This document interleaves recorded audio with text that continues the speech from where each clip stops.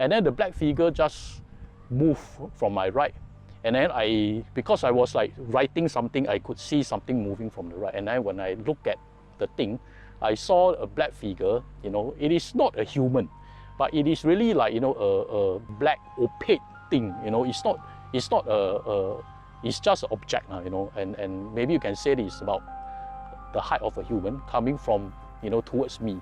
And then when I look up, the thing actually passed through my body. I really don't feel good. It's like getting a... Is anyone here? What did you find? You are listening to Supernatural Confessions. I will start off by sharing an experience in my old flat. So I remember there was a time I was serving my ICT, right?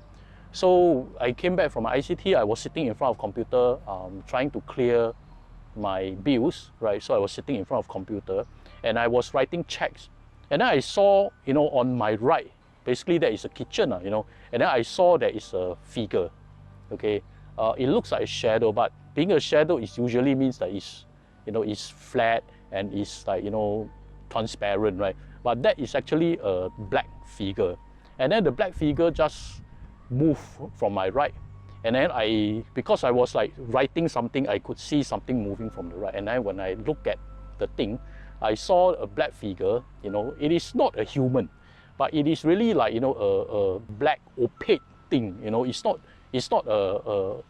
just an object, and maybe you can say it's about the height of a human coming from towards me. And then when I look up, the thing actually passed through my body. And then I was like following the thing because I was writing thing, right? So it comes and passes through. When it passed through, actually, there will be a moment of like, blackout. Yeah, because it's like, something passed through, and I was like, shit, I threw my pen, and I followed through that black figure, and it just went past the door, the wall beside me, and that's it. So I was like, at a moment, I was like shocked because I couldn't understand what is it, but it didn't, it didn't stop me from, doing what I was doing. So that was something that I cannot explain. And I wouldn't say on record that it's a ghost. I just say that I cannot explain what happened. It could be something else. And then in that same house, that was a lot younger. I think I was maybe in my secondary. So what happened was that I was having running nose. And then around like 2 something, I went to the toilet to clear my nose. And then we were staying at 3rd floor, and then I saw opposite block. In those days, the blocks were actually quite close to each other. I saw a very tall figure, almost as tall as the door, and it was facing that house unit. And the interesting part is that she was wearing a blouse-like thing. It doesn't look like cloth, and it doesn't look like paper. It's in between paper and cloth, and sort of like stiff, And you can see that there is arm, there's finger, there's neck, but no head.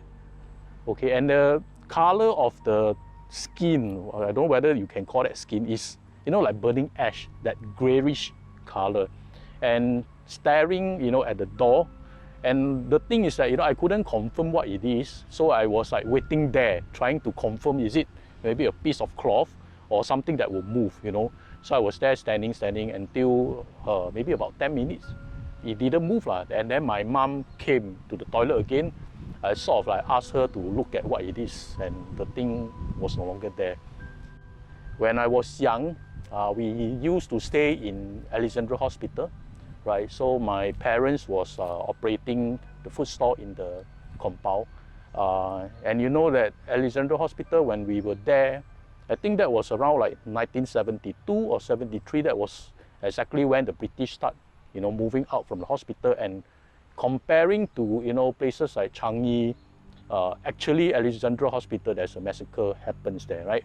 So we know that, although it is not as famous in terms of paranormal, there is a massacre happens, and there is a particular house, or maybe not house, a room, and we are all occupying, different units except that house. So when there is new family move in, they always try to move into that house, and something will happen. So including us, right?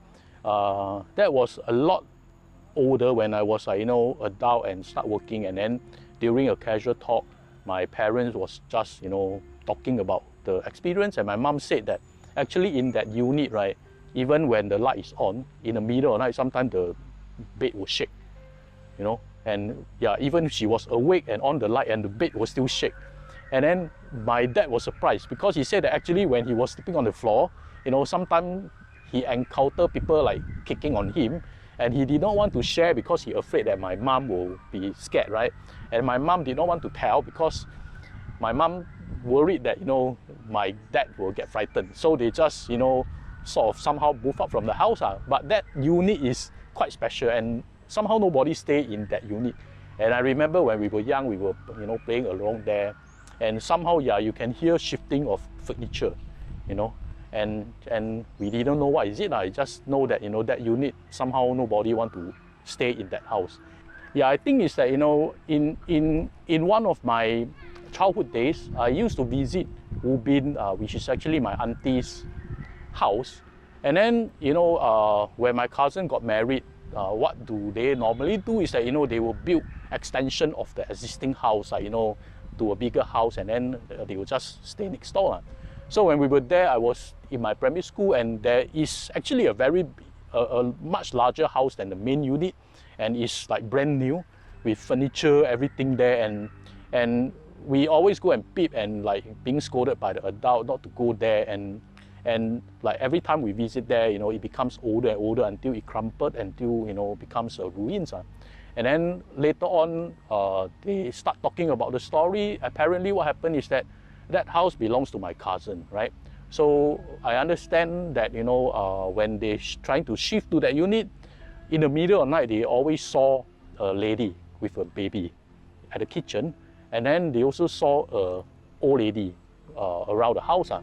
And then they were so afraid, so that they basically just quietly moved back to the original house, without shifting any things, because people believe that if you shift things, the entity or the spirit will follow you around. So basically they just assume that they abandoned the house. And yeah. And then I remember near that toilet, there was a saying is that sometime in the evening, every day, you will see a blue light floating, the so-called ghost light. So I remember in my grandfather's 70th birthday, so we all waited there after we cut the cake, right? And yeah, we saw that blue flame flying, Yeah, but it lasted for a while, and it just burned itself off. So again, it's like, no one is afraid of it, but we just watch it and basically wonder what it is. So there was there's a person, I wouldn't say who is the person. From I understand is that quite strangely is that because people from Ubin sometimes go to the main island to work, right? And then this person, when every time he go back to the near the jetty, trying to go back to the Ubin place, he was just fainted and unconscious without fail, and nobody know what happened. And then being the kampong people, they will ask the bomo and something like that, and then was told that basically that guy, there was a lady in Tekong who is married and fall in love with this gentleman, right? And then the husband got to know about it. It wasn't an affair, just like one-sided thing, and the husband just find someone to cast black magic on him, so that to prevent him coming to the island, right? So that's why he got fainted when every time he reached near the jetty. When he was like working, he's perfectly okay. And then later on, he got actually very sick, and the doctor couldn't know what happened. And to that stage whereby the doctor already sort of given hope on him. And then there was this incident. I don't know what happened, and someone just recommended him, maybe to start praying to the Soka, chant or something like that. And surprisingly, after he pray, every 3 times, every meals, he will have to, pray the chant, and then he start vomiting yellow stuff. Every time he chant, he vomit yellow stuff until he fully recovered. So that was someone happens in my family. What did you find? You are listening to Supernatural Confessions.